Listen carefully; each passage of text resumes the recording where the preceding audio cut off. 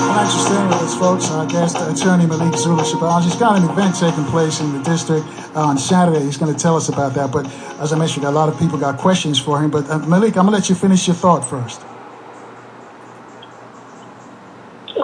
Okay, so what we're saying here is that justice is still up in the air. And no one should be let their guard down that because all the officers have been charged, the other three with aiding and abetting, and the lead officer, Chabin, has been charged with third-degree murder. Don't let your guard down.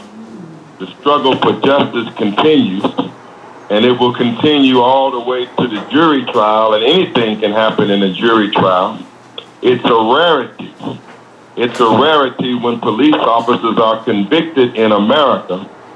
But we can say right now, we want to say to all of those who are struggling for justice on every level, that your efforts of fighting hard are having some effect and they are paying off. And so I'm sure every attorney that is for a client who is a victim of police brutality is thankful for that movement that is out there in the streets.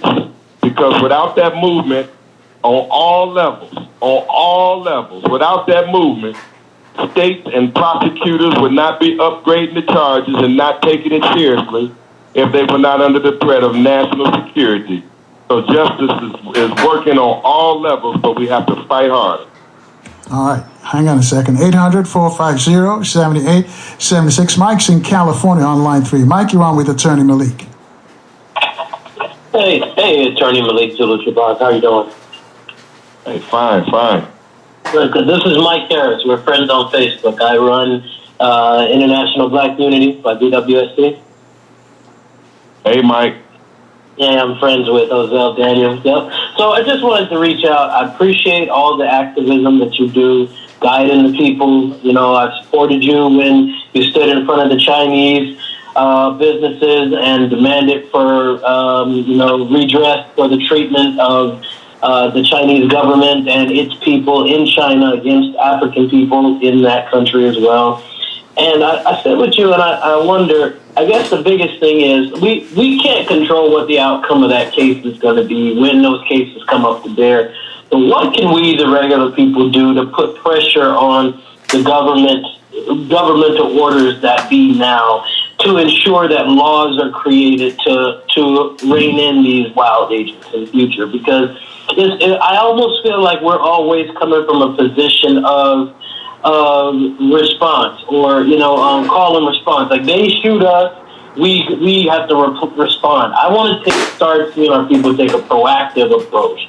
So what are some things that we can do on the grassroots level out here in the field to go to these town councils or these city councils, go to the mayors, go to the powers that be that write these laws, these district attorneys? What can we do from your point of view to ensure that the next time some rogue lunatic decides to take out a service pistol or to kneel on somebody's neck, that there's something there that will help them, that will make them think twice? Okay, I appreciate it, and I want to say that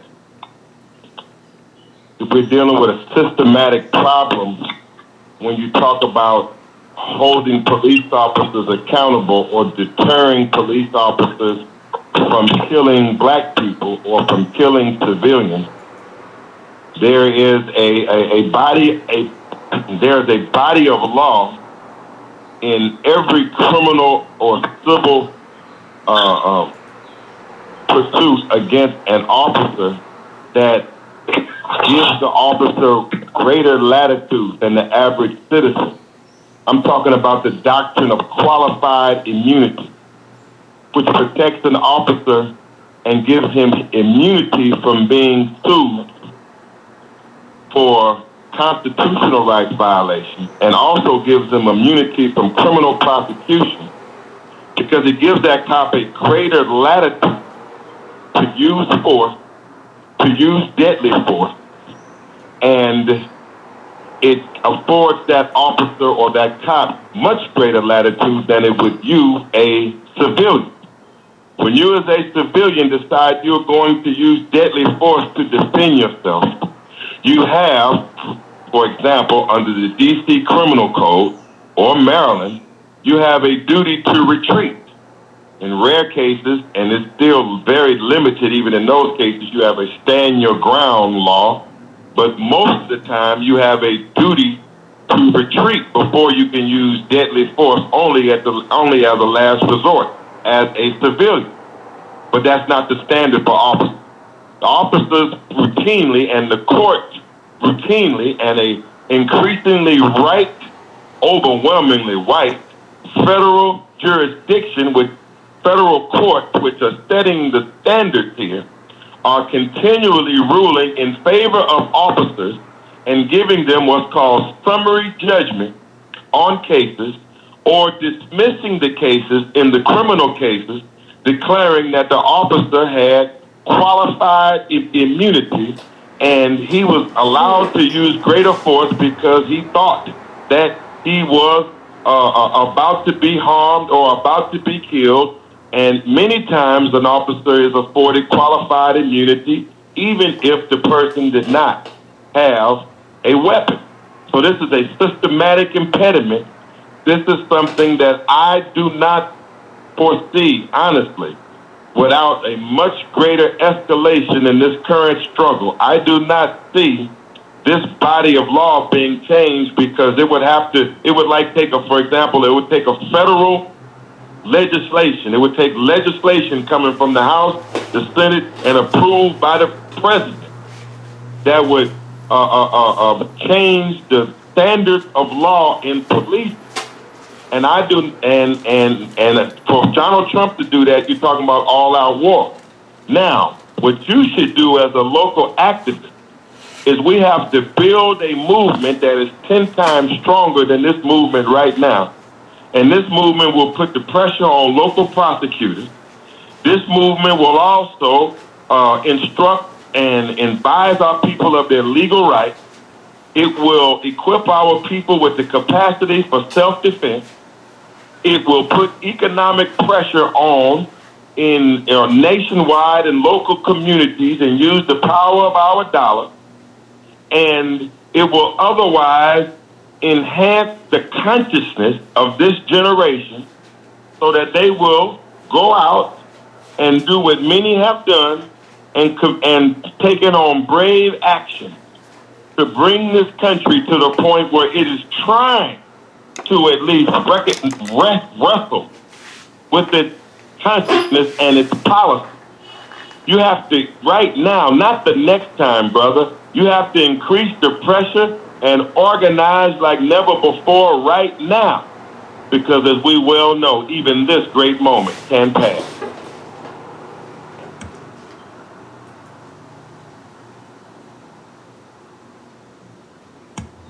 (800-450-7876). Thanks, Mike. Thanks for your call. Let's move on to Charles. He's in Ohio. He's on line 1. Charles, you're on with Attorney Malik. Yes, sir. Hey, I wanted to talk to Professor Griff, but look at you, I got 2 parts, man. Okay, everybody on the sound of my voice, go to your city municipality to tell them to tear up the contract with the FOP, Fraternal Order Police. Just tear the contract up and start your own police force, man. Okay, this dude at this spot, the British area register, not gonna tell y'all that. And another thing, Carl and my man, look here, they doing 1968 police on everybody with this tear gas and these rubber bullets and beat people in the head in the club. Y'all never heard of something called an LRAD car? Okay, a long-range acoustic device where they can use sound to disperse the crowd. Okay, I seen it. They did it in Miami and Fort Lauderdale to disperse, and Philadelphia to disperse the crowd, man.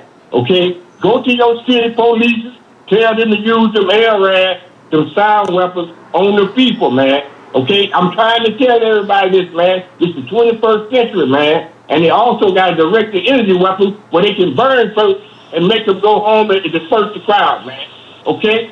That's what I wanted to talk to Professor Griff about, man. This is 21st century, man. You really don't have to shoot nobody with those rubber bullets, man. And tear gas, they got more 21st century weapons, man. So, all right, I tell you what, Charles. Let's give Attorney Malik a chance to respond to that because he's got an event taking place this Saturday.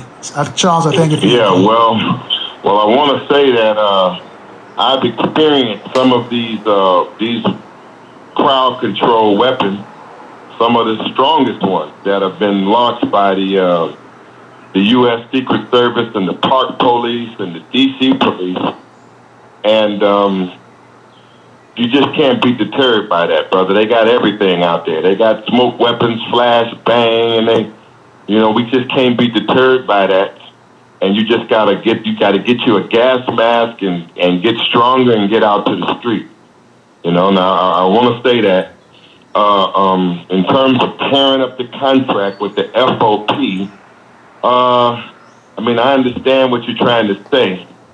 What I'm trying to say is one thing we have to understand is that the concept of community policing or the concept of, quote, controlling the police in our community is decades and decades behind. And that's one reason why we're suffering.